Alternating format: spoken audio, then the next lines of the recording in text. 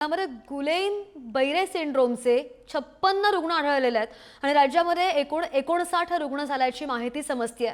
इतर जिल्ह्यांमधील 3 जणांना बाधा झाल्याचं कळत आहे आणि गुलेन-बैरे सिंड्रोमचे 12 रुग्ण व्हेंटिलेटरवर असल्याचं पाहायला मिळत आहे। सिंहगड रस्ता परिसरामध्ये ही रुग्णसंख्या जास्त आहे आणि त्यामुळे पाण्याचे नमुने तपासण्यासाठी यासोबतच त्या परिसरामधील खाद्यपदार्थांचा नमुने अन्न आणि औषध प्रशासनाकडून तपासले जाणार आहेत। अधिकची माहितीकर आमचे प्रतिनिधी ज्ञानेश्वर चौतमल आपल्या सोबत आहेत। ज्ञानेश्वर, 56 रुग्ण आढळलेले आहेत। जे रुग्ण व्हेंटिलेटरवर आहेत त्यांची प्रकृती सध्या कशी आहे? कारण या रुग्णांचा आकडा वाढता दिसतोय। काय उपाययोजना राबवल्या जातात या पार्श्वभूमीवर? गुलेन-बैरे सिंड्रोमचे जे रुग्ण आहेत ते एकट्या पुण्यात 56 इतके असल्याचं बघायला मिळते। राज्यात त्याची जर एकूण संख्या बघितली तर ती 59 इतकी आहे।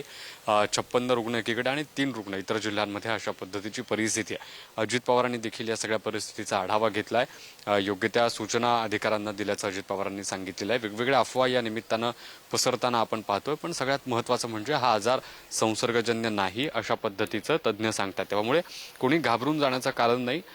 ज्या आपल्या दैनंदिन आयुष्यातल्या गोष्टी आहेत, हात धुणे, स्वच्छ पाणी पिणे, कुठल्याही पद्धतीची जी गोष्ट आहे, कृती आहे, ती करताना स्वतःची काळजी घेणे आणि संसर्गजन्य रोग नसल्यामुळे जास्त घाबरून न जाणे अशा पद्धतीच्या सूचना ज्या आहेत त्या केल्या जात आहेत। राज्यात एकूण 56 रुग्ण आहेत। एकूण 59 रुग्ण आहेत आणि 56 रुग्ण जे आहेत ते एकट्या पुण्यात असल्याचं बघायला मिळतं। निश्चित ज्ञानेश्वर, धन्यवाद दिलेल्या सगळ्या सविस्तर माहितीसाठी। बातमी आपण पाहत होतो पुण्यामधून।